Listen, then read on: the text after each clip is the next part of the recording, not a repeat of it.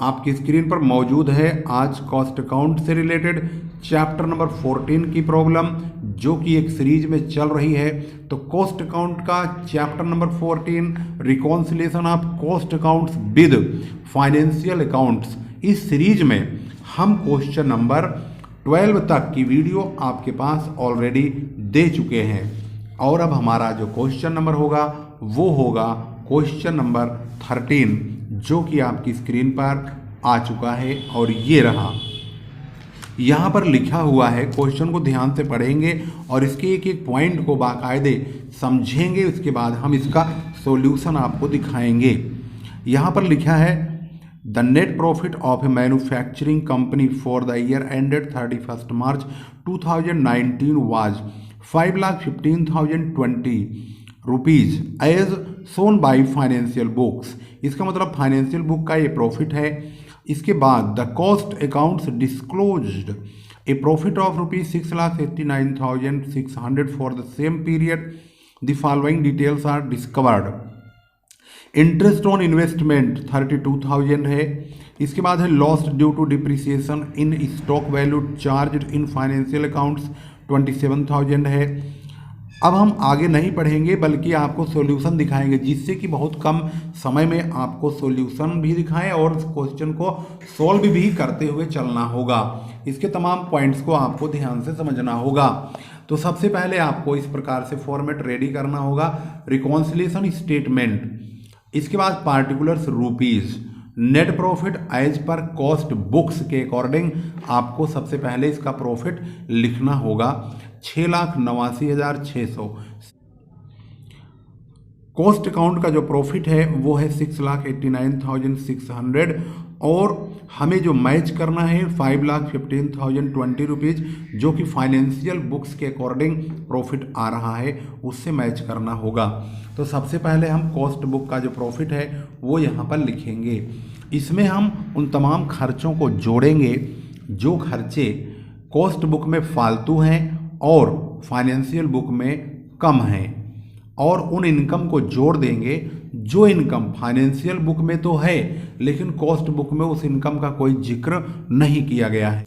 सबसे पहली इनकम यहाँ पर दिखाई जा रही है इंटरेस्ट ऑन इन्वेस्टमेंट, जो कि पहली मद है और वह इनकम के रूप में है 32,000। ये फाइनेंशियल बुक में ही आता है क्योंकि कॉस्ट शीट से कोई मतलब इसका होता नहीं है, इसलिए इसको हम ऐड करेंगे, यानी इसको कॉस्ट बुक में जोड़ेंगे, जिससे कि ये फाइनेंशियल बुक के बराबर इसका प्रॉफिट पहुंच जाए।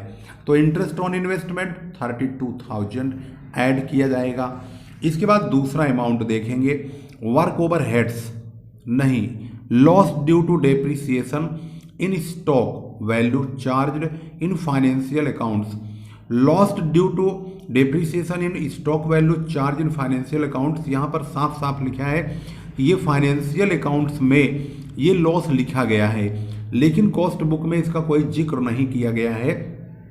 इसका मतलब कॉस्ट अकाउंट में यानी कॉस्ट की बुक में भी इसको घटाना चाहिए, तो इसको हम घटाएंगे। Lost due to depreciation unrecorded in cost book, जो लॉस जो खर्चे कॉस्ट बुक में रिकॉर्ड नहीं होंगे फाइनेंशियल बुक में रिकॉर्ड होंगे, यानी प्रॉफिट एंड लॉस में तो लिखेंगे लेकिन कॉस्ट शीट में नहीं लिखेंगे, यानी नहीं घटाएंगे। तो जब हम कॉस्ट शीट के अकॉर्डिंग प्रॉफिट लेके चलेंगे तो इसमें भी उस खर्चे को घटाया जाएगा। इसके बाद work overheads under recovered in cost account, under recovered अगर कॉस्ट अकाउंट में कोई खर्च है तो उसको भी हम घटाते हैं। इसका फॉर्मेट हमने ऑलरेडी आपको पहली वीडियो में दिया हुआ है। तो वर्क ओवरहेड्स अंडर रिकवर्ड है इन कॉस्ट अकाउंट में 12,480 का, तो उसको यहाँ पर घटाने में यानी लेस में इस्तेमाल किया जाएगा, यानी घटाएंगे।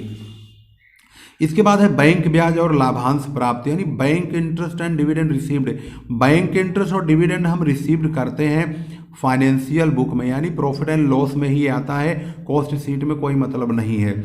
अगर हम कॉस्ट शीट का प्रॉफिट लेंगे तो उसमें भी हमें इसको जोड़ना पड़ेगा, जिससे कि हम प्रॉफिट एंड लॉस के बराबर प्रॉफिट दिखा सकें। तो यहाँ पर ऐड में लेंगे इसको interest and dividend unrecorded in cost account 4900 रुपये 4,900। वित्तीय लेखों में यहाँ देखेंगे अप्रचलन के कारण चार्ज की गई हानि है, यानी absolutions loss charge in financial account, यानी ये नुकसान फाइनेंशियल बुक में तो रिकॉर्डेड है, यानी प्रॉफिट एंड लॉस में तो घट चुका है, लेकिन कॉस्ट शीट में ये घटा नहीं है, तो इसको हम घटाएंगे 22,800 रुपये, 22,800 absolution loss charge in financial accounts. इसके बाद इसकी अदर इन्फॉर्मेशन अगले पेज पर है, उसको भी देखते हैं। यहाँ पर लिखा है वित्तीय लेखों से चार्ज किया गया ह्रास यानी depreciation charged to financial account, यानी ये फाइनेंशियल बुक में डेप्रिसिएशन घटा हुआ है, लेकिन कॉस्ट शीट में इसको नहीं घटाया गया, तो हम इसको कॉस्ट शीट में भी चेक करेंगे और यहाँ भी चेक करेंगे। नीचे लिखा हुआ डेप्रिसिएशन कॉस्ट शीट में जो डेप्रिसिएशन रिकवर्ड किया गया है वो 50,000। अब इन दोनों में डिफरेंस देख लीजिए। जो कॉस्ट अकाउंट मतलब कॉस्ट शीट का मतलब कॉस्ट अकाउंट से रिलेटेड जो डेप्रिसिएशन है वो 50,000 है, फाइनेंशियल अकाउंट में 44,800 है, यानी 44,800 और 50,000, इन दोनों का जो डिफरेंस है उसमें ध्यान से देखेंगे तो 5,200 डेप्रिसिएशन कॉस्ट अकाउंट में यानी कॉस्ट शीट में ज़्यादा लिखा है। अगर ज़्यादा लिखा है तो इसको हम ऐड करेंगे, यहाँ लिखेंगे depreciation over charge in cost book, 50,000 में से 44,800 को घटाएंगे तो 5,200 यानी 5,200 एक्सेस है, फालतू है, इसी को ही हम ऐड करेंगे, क्योंकि कॉस्ट शीट में जो खर्चे फालतू होते हैं उनको हमें ऐड करना होता है।